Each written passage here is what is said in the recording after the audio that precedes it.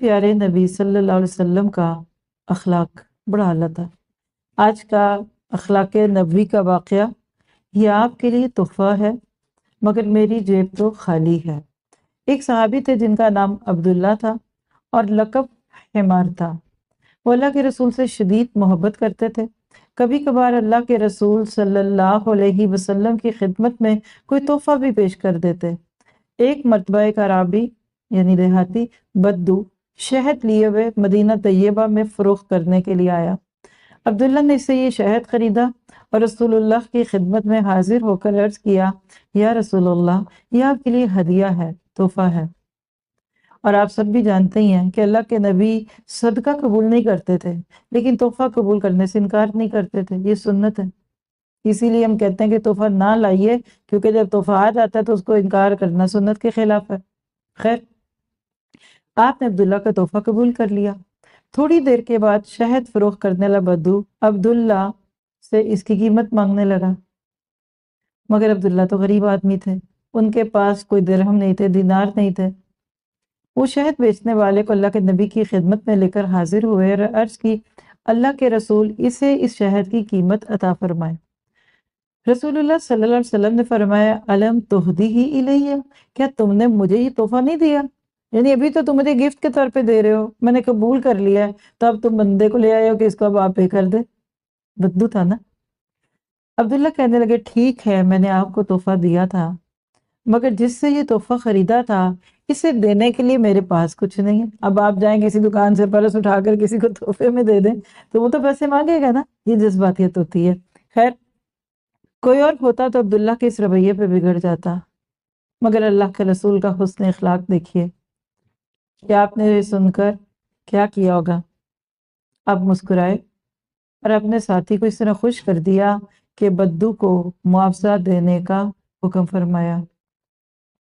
اب ذرا سے اس بات کو اب لیجئے، یعنی ہمارے جھگڑے عموماً جو خاندانی یا دوستی کی بنیاد پہ ہوتے ہیں، ان چیزوں پہ ہوتے ہیں۔ پھر ہم ان باتوں کو سناتے، اچھالتے، بڑھاتے، یہ کیا، توبہ کرو، نہیں۔ آپ نے کہا کہ اس بدو کو کہ معاوضہ اس کو دے دیں گے۔ اب عبداللہ کے اندر ایک کمزوری اور خامی تھی، اور وہ کیا تھی کہ وہ شراب کا رسیہ تھا۔ اسلام سے پہلے لوگوں میں شراب نوشی کی دعوت عام تھی۔ اسلام لانے کے بعد انہوں نے اس الخبائث سے توبہ تو کر لی، مگر کسی وجہ سے عبداللہ اس عادت سے چھٹکارا نہ پا سکا۔ اسے کئی بار اللہ کے نبی کی خدمت میں لایا گیا کہ اس نے شراب پی ہے۔ آپ نے حکم دیا کہ اسے کوڑوں، جوتوں اور ٹہنیوں سے مارا جائے، چنانچہ اسے کچھ سزا دے کر تعزیر لگا کر چھوڑ دیتے، یعنی آپ کو اختیار تھا کہ آپ اس کی کیا سزا دیتے۔ ایک دن ایسا ہوا کہ عبداللہ کو پھر شراب نوشی کے الزام میں لایا گیا۔ جب اسے سزا مل گئی اور وہ اپنے گھر چلا گیا تو ایک صحابی کے منہ سے یہ کلمات نکل کے، اللہم العنہ وما اکثر ما یوتی بہ، یا اللہ اس پر لعنت کر، یہ شخص کتنی ہی بار اس جرم میں لایا گیا کہ یہ بار بار شراب پیتا ہے، پھر سزا بھی پا لیتا ہے، پھر بھی دوبارہ وہی کام کرتا ہے۔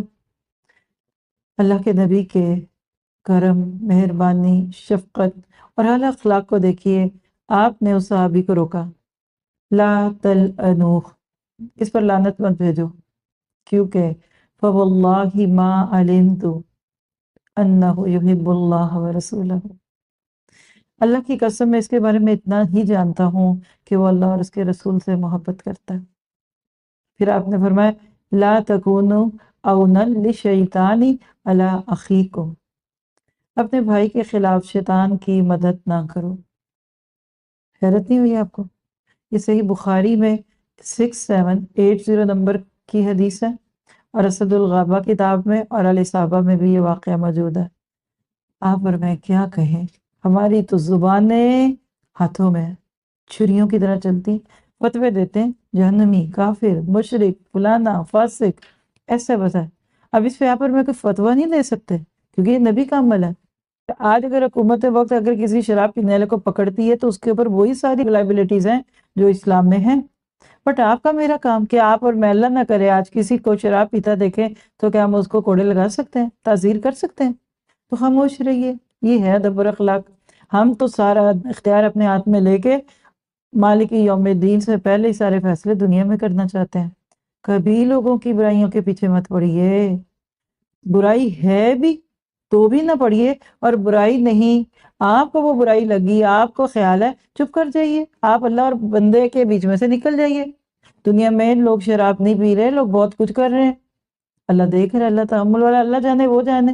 نبی نے اس کو اتنا دیکھیے اوور لک کیا، آپ میں ہوتے تو اس دور میں کیا کرتے؟ گھر گھروں میں باتیں ہوتی، کانوں میں باتیں، یہ وہ ہے، اور آج کی زبان میں کہہ دوں، بے سوچے سمجھے اس کی اس عمل کو آگے فارورڈ کر دیتے۔ یہ ہماری آج کی دینداری ہے، اللہ ہمیں ہدایت دے۔ تو بہرحال اللہ تعالیٰ ہمیں پیارے نبی کی سنتوں پہ چلنے والا بنا دے،